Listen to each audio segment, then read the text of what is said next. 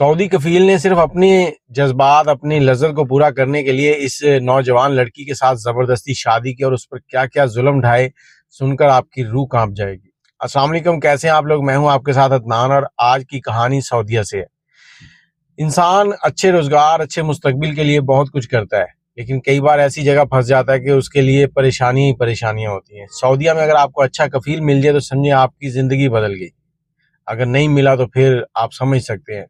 ایسی کہانی پاکستانی نوجوان کی ہے۔ یہ نوجوان شادی شدہ تھا، ایک بیوی تھی، ایک بیٹی تھی، ماں باپ تھے، اور فریج اے سی کا کام کرتا تھا۔ اتنی زیادہ انکم نہیں تھی، نارمل زندگی گزار رہا تھا پاکستان میں۔ اب یہ سوچ رہا تھا کہ کچھ اچھا کروں۔ اس کا ایک دوست ملتا ہے، وہ کہتا ہے کہ چلو تم سعودیہ چلو، وہاں پر بڑے پیسے ہیں فریج اے سی کے کام میں۔ اس نے اس دوست سے بات کی اور ایک آزاد ویزا لیا اور سعودیہ پہنچ گیا۔ سعودیہ پہنچا، وہاں پہنچ کر تقریباً اس نے 1 سال تک بہت زیادہ پریشانی سے گزارا اور کچھ پیسے جمع کر لیے۔ اب کچھ پیسے جمع کیے تو وہاں پر اس نے ایک کفیل سے رابطہ کیا، اسے کہا کہ دیکھو تم یہاں پر ایک دکان لو، میں کام کروں گا، جو پروفٹ ہوگا وہ 50-50 ہوگا، نام تمہارا چلے گا، کام میں کروں گا۔ اس نے کہا ٹھیک ہے، دکان لی، دکان لینے کے بعد کام شروع کیا تو کام اچھا چلنے لگا۔ اسی دوران اس کے والدین کا بھی انتقال ہوا، پاکستان آیا، سب کچھ ہوا اور پھر واپس چلا گیا۔ وہاں جا کر اس نے سوچا کہ بیوی کو بھی بلا لیا جائے، اور جب یہ پاکستان آیا تھا تو اسی دوران اس کو اللہ نے پھر دوبارہ خوشی سے نوازا اور اس کے ہاں ایک بیٹا بھی ہوا تھا۔ اب اس کی ایک بیٹی اور ایک بیٹا تھا۔ اب یہ بیوی اور بیٹی اور بیٹے سب کو سعودیہ لے جاتا ہے۔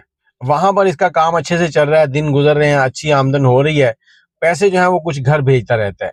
پاکستان میں اس کا بھائی اس کے پاس اکاؤنٹ میں جا رہے تھے، اور بیوی اور بچے وہاں پہ پڑھ رہے ہیں، اچھی زندگی گزر رہی ہے۔ کافی سال گزر گئے۔ اب ایک دن یہ گاڑی لے کے نکلتا ہے، روڈ پر جا رہا ہے تو ایک دم سے اس کا ایکسیڈنٹ ہوتا ہے اور اس کی موت ہو جاتی ہے۔ موت ہو گئی، اس کے بعد اس کا کفن دفن وہیں پر کیا گیا، اور اس کی بیوی جو ہے اس نے جو اخراجات کرنے تھے وہ اسی سے لے کے، اس کے جو کفیل تھا اس سے لے کے وہ کرتی تھی۔ اب اس نے عدت کے جو دن تھے وہیں پر گزارے، عدت کے دن گزارے، اس دوران جو بھی اخراجات ہوئے بچوں کے یا اپنے یا جو بھی تھے وہ سب کفیل سے لیے۔ اب اس نے کفیل سے کہا کہ عدت کے بعد کہ اب ہمیں خروج لگاؤ اور ہم پاکستان چلے جائیں، کیونکہ وہ اسی کفیل کے ذریعے سے، پاسپورٹ کے ذریعے سعودی عرب آئے ہوئے تھے۔ اب سعودی کفیل کہتا کہ میں خروج نہیں لگاؤں گا۔ وہ کہتی کیوں؟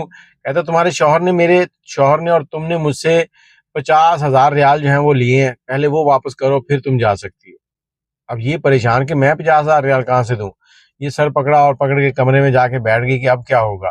سعودی کفیل چلا گیا، 2-3 دن کے بعد سعودی کفیل واپس آیا اور پھر دروازہ کھٹکھٹایا کہ مجھے میری رقم ادا کریں۔ اب اس عورت نے کہا کہ میں بھائی رقم کہاں سے ادا کروں؟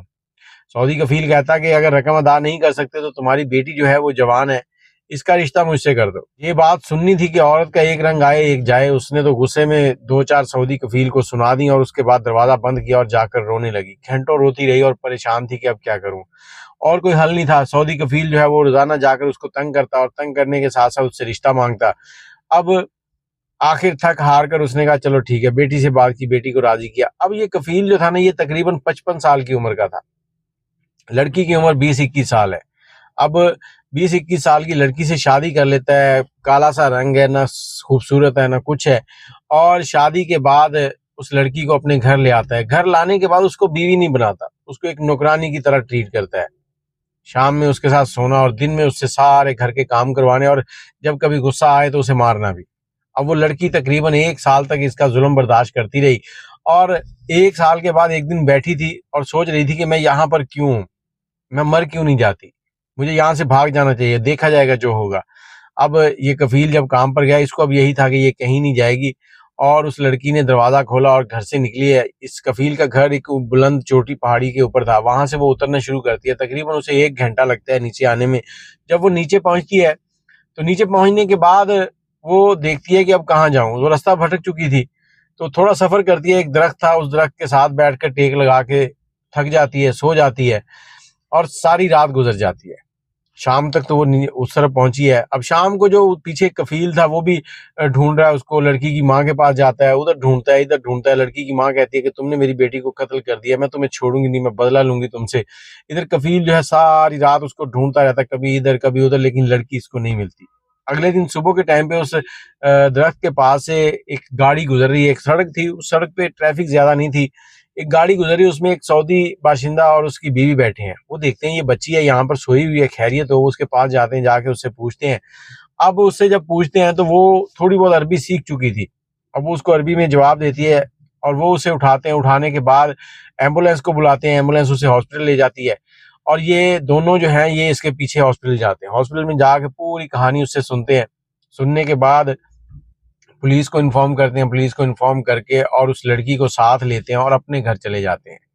اب اس علاقے کے اندر ایک ہوا چلی کہ فلاں فلاں سعودی کفیل جو ہے اس نے ایک نوجوان لڑکی کے ساتھ شادی کی، اور شادی کرنے کے بعد اس کے ساتھ اس طرح سے پورا سال ظلم کرتا رہا. اب اس کی بیوی جو ہے وہ بھاگ گئی ہے. اب وہ پریشان، شرمندہ کہ لوگ میرے اوپر باتیں کسیں گے. اسی شرمندگی سے وہ گھر سے بھی نہیں نکلتا تھا. اب اس کو ایسا ایسا پتا چلا کہ فلاں سعودی جو ہے اس کے گھر میں میری بیوی ہے. اب یہ اس کے گھر جاتا ہے، اس کو کہتا ہے کہ میری بیوی مجھے واپس کرو. اب وہ کہتا ہے کہ تمہاری بیوی تمہیں کس لیے واپس کروں؟ تم ایک ظالم انسان ہو، تمہیں شرم نہیں آئی؟ تم نے ہمارا نام بدنام کیا ہے. ایک 50,000 جو کہ جھوٹے تم نے ان کے اوپر لگا دیے ہیں کہ 50,000 ریال دو پھر تمہیں جانے دوں گا. اس نے ایک چیک لکھا، لکھ کے اس کو پکڑایا، یہ لو اپنے 50,000 ریال اور یہاں سے نکل جاؤ. اب ہم تم سے کورٹ میں ملیں گے. پولیس کو خبر کر دی ہے، اگر تم نے کوئی بھی حرکت کی تو پھر سمجھو کہ تمہیں جیل ہے.